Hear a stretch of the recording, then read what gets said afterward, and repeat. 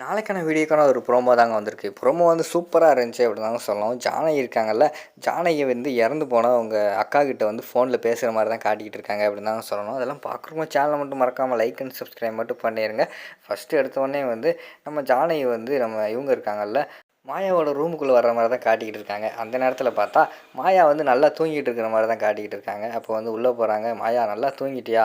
ஒரே அலுப்பாக இருக்குது போல். சரி சரி தூங்கு. ஆனால் என்ன ஃபோனை வந்து கட்டி பிடிச்சிட்டு தூங்கிட்டு இருக்கே, என்ன விஷயம் அப்படிங்கிற மாதிரி சொல்லிட்டு ஃபோனை கையில் பிடிச்சிட்டு தான் தூங்கிட்டு இருக்காங்க. அது பார்த்தாங்கன்னா கீழே விழுகிற மாதிரி கையில் விழுந்துக்கிட்டு இருக்குது. சரி ஃபோனை எடுப்போம்னு சொல்லிட்டு ஃபோனை எடுக்காங்க. அதில் பார்த்தா ஒரு வீடியோ இருக்குது. என்ன ஒரு வீடியோ இருக்குது அப்படின்னு சொல்லிட்டு அந்த வீடியோ வந்து ப்ளே பண்ணுற மாதிரி தான் காட்டுறாங்க. பார்த்தா அது வந்து மாயாவோட அம்மா, அதாவது நம்ம இவங்க இருக்காங்கல்ல, நம்ம ஜானகியோட கூட பிறந்த சிஸ்டர். அவங்க வந்து அதில் வீடியோவில் பேசுகிற மாதிரி தான் காட்டிக்கிட்டு இருக்காங்க.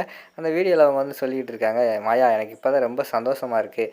ஏன்னா நீ வந்து நம்ம பிறந்த வீடு சொந்த வீட்டுக்கே போயிருக்க. அவங்க வந்து உன்னை நல்லா பார்த்துக்குருவாங்கன்னு நம்புகிறேன். அது மட்டும் இல்லாமல் ஜானகி வந்து கண்டிப்பாக உன்னை நல்லா பார்த்துக்குருவாங்க. அக்கா நான் தான்க்கா உன் தங்கச்சி பேசுகிறேன் அப்படிங்கிற மாதிரி சொல்லிகிட்டு இருக்காங்க. நம்ம ஜானகிக்கு வந்து என்ன பண்ணுறதுனே தெரில. கண்ணிலேருந்து கண்ணீராக வந்துக்கிட்டு இருக்கு. ரொம்ப நாள் கழித்து வந்து அவங்க தங்கச்சியை பார்த்துருக்காங்களே, அதனால் வந்து கண்ணீர் வர மாதிரி தான் காட்டிக்கிட்டு இருக்காங்க. அப்போ வந்து அவங்க வீடியோவில் வந்து சொல்கிறாங்க, அக்கா எனக்கு இப்போ தான்க்கா ரொம்ப சந்தோஷமாக இருக்குது. என் பொண்ணு மாயா இருக்கால, அவள் வந்து உன்கிட்ட வந்து சேர்ந்துட்டாக்கா. அவள் வந்து நீ வந்து அவளை வந்து அவள் உன்னோட மகன் மாதிரி பார்த்துக்கோ. கண்டிப்பாக வந்து அவளோட வாழ்க்கை வந்து ரொம்ப நல்லா இருக்கணும் அக்கா அப்படிங்கிற மாதிரி சொல்லிகிட்டு இருக்காங்க.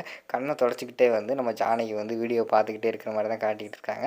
அவங்களோட வாழ்க்கையை மட்டும் பார்த்துக்கோக்கா. அவங்களுக்கு வந்து ஒரு நல்ல வாழ்க்கை அமைச்சு கொடு. கடைசி வரைக்கும் வந்து அவங்க வந்து கண் கலங்காமல் இருக்கணும். அதான் நம்மளோட ஆசை. அது மட்டும் இல்லாமல் மாயா வந்து எனக்கு ரொம்ப பிடிச்ச பொண்ணுக்கா. அவளை உன்னோட பொண்ணு மாதிரி பார்த்து அவளுக்கு ஒரு நல்ல வாழ்க்கை அமைச்சு கொடுப்பேன்னு எனக்கு தெரியும். நல்லா அமைச்சு கொடுத்துருக்கா. அவள் வந்து கண் கலங்கவே கூடாது. வாழ்க்கையில் சந்தோஷமாக இருக்கணும். இந்த விஷயத்தில் மட்டும் யாரையும் நம்பாதக்கா. கொஞ்சம் நல்லா யோசிச்சு முடிவெடு அப்படிங்கிற மாதிரி வந்து அவங்க அந்த இடத்துல பேசிக்கிட்டு இருக்கிற மாதிரி தான் காட்டிக்கிட்டு இருக்காங்க.